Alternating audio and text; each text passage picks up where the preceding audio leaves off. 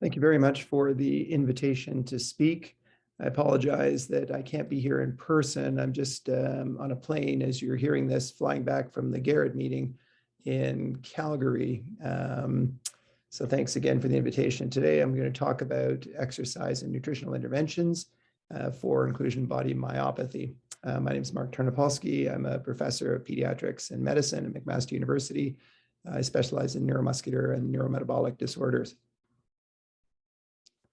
From a disclosure perspective, I've received speaker honoraria from various companies, been a consultant for other companies, received some research funds, and I'm also the founder and CEO of Extrakind Corporation, and we're developing therapies and interventions for neuromuscular, neurometabolic, and neurogenetic disorders, and also aging and obesity. So just briefly to go through inclusion body myopathy, this is a muscle disorder. It affects older men, about a 3-to-1 ratio more than women, characterized by atrophy of the quadriceps muscles and the deep finger flexors, as you can see here depicted in these pictures. So you can see the disproportionate quadricep atrophy versus the more distal muscles. In the lower extremities, in contrast, in the upper extremities, it is the deep finger flexors. So essentially, you can't flex the distal interphalangeal joint, and this is the characteristic picture that you see. Like other inflammatory myopathies, and indeed many of the structural myopathies, there is an elevation of CK, which reflects the damage to muscle and the release of this intracellular enzyme. In contrast to overlap myositis and polymyositis, or rhabdomyolysis, where the CK can be very high, the CK elevation is more mild. I'll show you some pictures of the EMG. It's quite distinct usually in this disorder. So as part of our neurological exam, the EMG is an extension of that, and it can be very helpful. Swallowing is affected in 70% of folks over the course of their disease, and we'll talk about that in a minute. Muscle biopsy may be characteristic, but sometimes it can be more difficult to make the diagnosis from the biopsy. People have thought to avoid a biopsy, are there antibodies, given that there's one theory that it could be an autoimmune disease. We thought we were on the right track, discovering what's called the MUP44 antibody, but this is positive in only about 50% of patients. Its presence may be associated with slightly more severe disease, such as more frequent dysphagia. More recently, there seems to be some link to Sjogren's syndrome with positive Rho52 antibodies. So I don't really know what causes IBM at a sort of 10,000-foot level. People almost consider it to be a form of Alzheimer's in the muscle, and that's because many of the same proteins that we see deposited in the brain in Alzheimer's disease are found in the aggregates in muscle in IBM. There also are mitochondrial changes, which are probably age-related, but it's a little disproportionate. So the mitochondrial changes are likely secondary to the disease process. As mentioned, there is some evidence that there could be an autoimmune component to this, but that's not uniform. So of all people with proven IBM, only about 50% will have the MUP44 antibody. And Dr. Choi is leading an antibody discovery program to see whether various antibodies such as Rho52 and others might be more discriminatory. I've always had a sense that this could be a primary genetic disorder, and this came from the observation in our clinic that about 15% of our patients had a parent or a sibling who had IBM. Now, in only a couple of those cases could I confirm when it was a sibling that indeed it was IBM.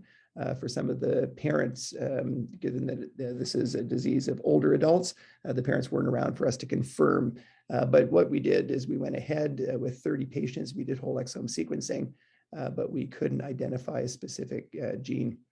So we've laid that to rest for now. We may go back to it at some point. And there's probably polygenetic risk factors. So my overall feeling is this is probably a double hit, very much like cancer.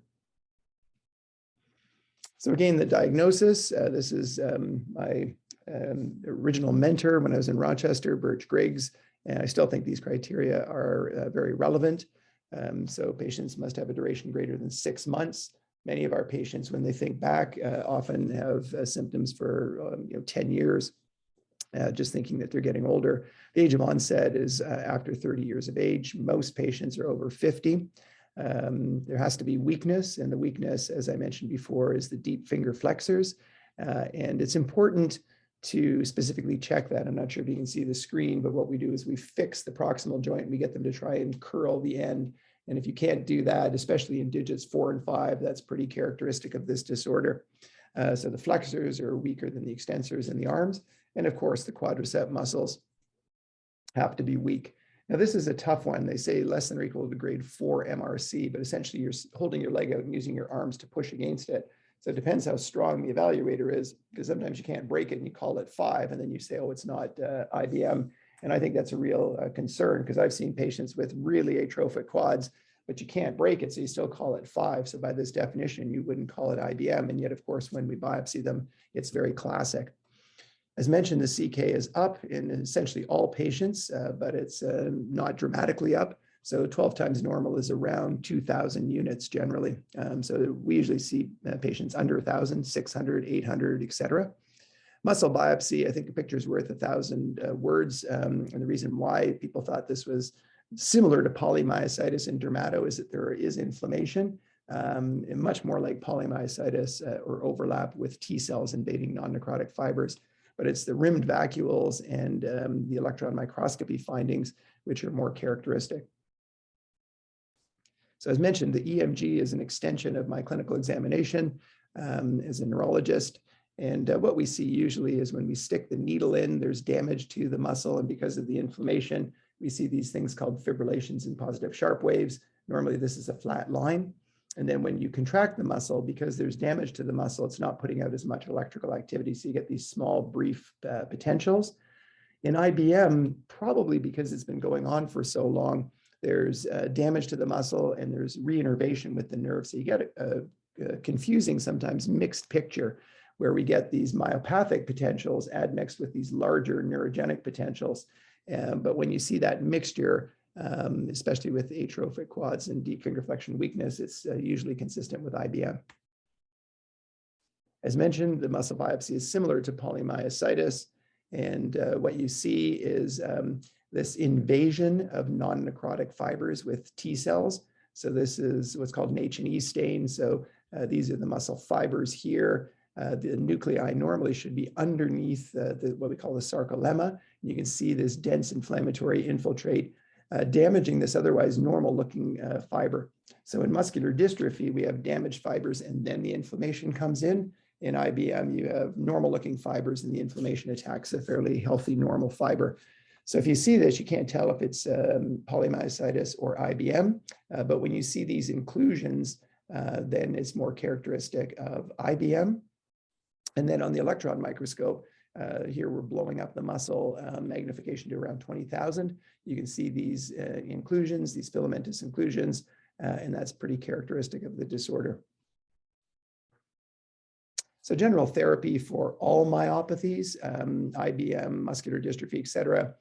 One of the things we've identified is a very high prevalence of vitamin D deficiency. So it's important to identify and treat low vitamin D.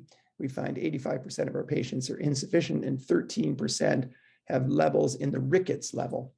So that's probably remember in the old days in England when people emigrated who had darker skin, clouds in the northern hemisphere, and they weren't making vitamin D. There was a high prevalence of rickets. And we're seeing that now where a number of folks, especially those with darker complexion, in Canada, in a northern environment where we get people in the rickets level. If untreated, of course, we think that it's going to damage bone, but we've had patients with high CK and weakness who had nothing else wrong with them other than severe vitamin D levels. So I think it's important not to miss the low-hanging fruit. Type 2 diabetes, as we get older, we have an increased risk, but also muscle is your biggest site of glucose disposal. So as your muscle shrinks, it's harder to put that sugar and it tends to go up in your blood and you have a greater risk of type 2 diabetes. Hypothyroidism, pretty common across the age span. Again, you don't want to miss it because even mild hypothyroidism can damage muscle and it's easy to treat. We're going to talk later about exercise. Of course, for most of our disorders, as people get weaker they often need gait-assistive devices. And usually it's a progression to needing a cane, needing a walker, and then needing a wheelchair. Partially based on results in IBM patients from this study that we published a few years ago, we have a threshold. So we have a fancy machine called a Biodex dynamometer where we can check leg strength. And normally someone who's, let's say 65, their knee strength would be about 120 to 150 Newton meters.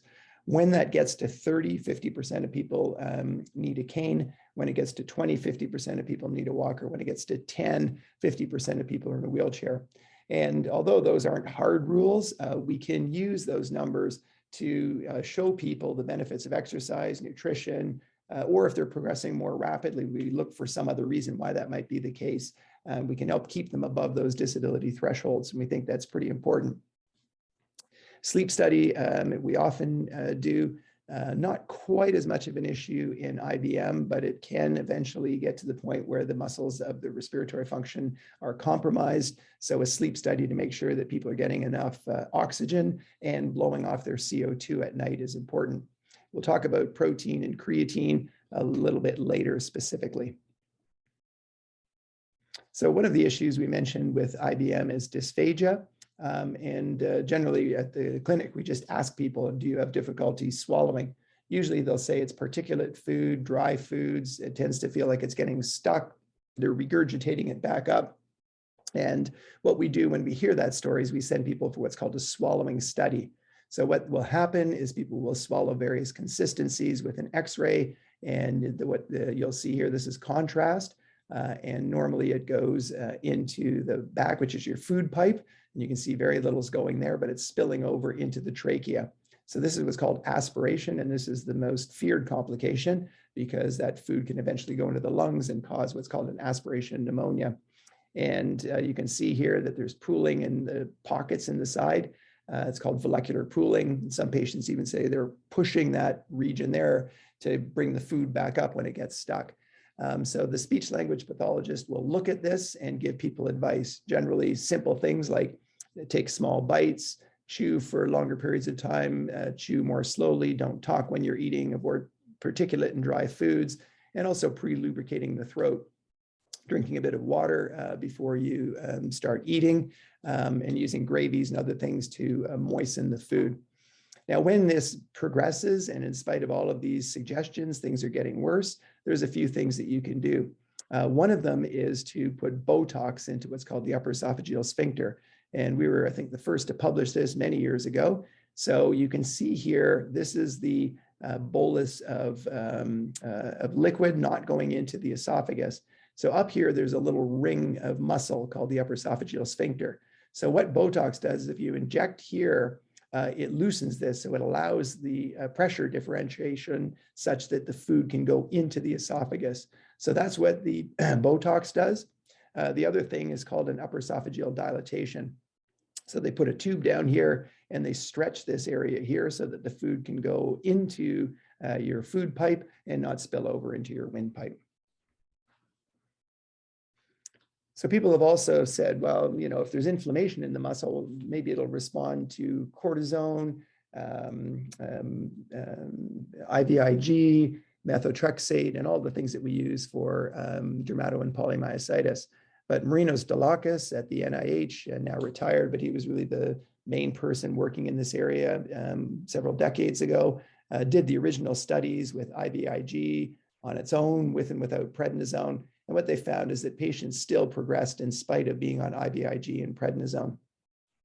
Some mild improvements in quantitative strength, but that was for a very short period of time and didn't really translate into functional improvement.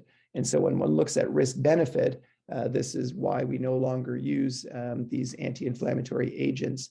And this keeps rearing its head time and time again. And even now there's companies trying to come up with yet another anti-inflammatory approach. I don't mean to be negative, but when IVIG and prednisone are not effective, it's probable that this is not going to be a wildly beneficial effect. Now, it could be that in the way in which Sjogren's syndrome is difficult to treat, if we can come up with some way to treat Sjogren's, maybe this sort of overlap at the immunological level between IBM could allow for some therapeutic entity. But it's going to be a long time before these things are developed. And we're going to talk about therapies that you can do now with exercise and nutrition to improve function, maintain quality of life, and stay above disability thresholds. Another approach, especially given that most of the patients, or at least the majority, are males. We're all quite familiar with andropause, which is the lowering of testosterone as we get older in men. And of course, women all go through menopause, where there's a dramatic drop in their hormones. Now, in men, it's a little more dramatic when you drop your testosterone directly on muscle. So it's well known in the aging literature that hypogonadal men have lower muscle strength and muscle mass, and bringing them back to a normal level, what we call eugonadism, can help with function. So people have thought that, in the way in which bodybuilders take testosterone, would this help IBM patients? And there seems to be a mild benefit. There's a type of hormone called oxandrolone, which is a form of synthetic testosterone, showing a slight increase in maximal voluntary contraction strength, upper extremities, but not lower. And this is what's really important, is your quad strength for most people's functional impairment. So wasn't wildly effective, and people don't traditionally use oxandrolone. What's important, however, is we've published that a variety of our patients, and upwards of 75% of our men with IBM, are hypogonadal, meaning that their levels are below normal. So if our men don't have prostate cancer or high risk for prostate cancer, we usually refer them to an endocrinologist or a urologist. And our recommendation is to go on testosterone supplementation to get to the eugonadal level. Now, there's not huge studies in IBM patients, but there are massive studies of this approach in those older adults who get weakness and sarcopenia and many of the pathophysiologic hallmarks of IBM. And so it just seems intuitively logical to replace deficiencies. So now let's focus on the therapy that's been well described in older adults to improve function, and that is exercise. So I've gone through the literature. Now there's a few case reports here and there, but these are some of the larger studies where there's more than 3 people in the study, where specifically they've looked at IBM. So this is somewhat chronological. So first study was back in 2003. This was home-based exercise in folks with IBM. They did just 15 minutes of walking and sort of light resistance type of activity. So it was a pretty pedestrian type of exercise. And certainly when we look at what we prescribe to older adults who have what's called sarcopenia, which is muscle atrophy and weakness, this is far below the intensity that would be expected to show benefits.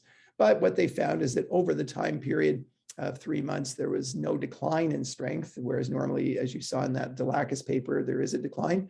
And what was important is that there was no increase in CK, and it appeared to be safe. So then people tried more of an endurance approach here. You can see in the second study in 2009, this was in 7 patients with sporadic IBM, 3 times a week of endurance cycling. So this is very similar to our paper that we just published in myotonic dystrophy, and work from John Vissing, who's done a lot of this work. Usually we're looking at, a Monday, Wednesday, Friday, trying to get up to 30, 35 minutes of exercise where it's just starting to be a little bit difficult for you to speak. That's kind of the right intensity. What they found was endurance capacity went up 38%, which is interesting. In our study of myotonic dystrophy, we had a 31% increase in VO2 or endurance. And again, it showed to be safe with no increase in CK. I think the other advantage of endurance exercise is also when people are at higher risk for high blood pressure, cardiovascular disease, diabetes, this type of activity is helpful, but also seems to improve strength. Another study in community exercise, what they had is 17 patients, again, 3 times a week of endurance cycling, and they pushed them a little bit from being below your talking threshold at your talking threshold, and where it's a little bit difficult to talk. So they gradually increased the intensity, and they found an increase in VO2 max. And most people had functional improvements and strength increases. Again, safe, no CK increase. And then there seemed to be over the last decade, this interest based on one report out of Brazil, where they used a weird type of activity where they essentially restrict blood flow with a blood pressure cuff and do exercise at a slightly lower intensity. And part of the reason for that is people think, well, if I cut off the blood flow, the muscle will feel more stress and therefore it'll adapt a little bit more. Personally, I don't think that this is necessary. Personally, I think it's a pain in the butt and most people can't practically do it. And why do it when it's been shown, with, even moderate intensity exercise to be a benefit? And I'll show you in a minute with regular weight training, there's benefit to IBM. Nevertheless, they use this blood restricted training twice a week for 12 weeks. So normally what we do is we do 3 sets of 12 to 15 repetitions. So the weight is heavy enough that by the time you get to 12, it's getting hard and you can barely lift the weight again. You don't want it so heavy that you can only do it 8 times. I think there's good evidence that if you can't lift a weight 12 times, it's too heavy for you. So you should be aiming for sort of 3 sets of 12 to 15 reps. Anyhow, with this strange type of activity, they did find that there was a maintenance of strength with the training, whereas when they didn't train, there was a decline. Again, safe and no increase.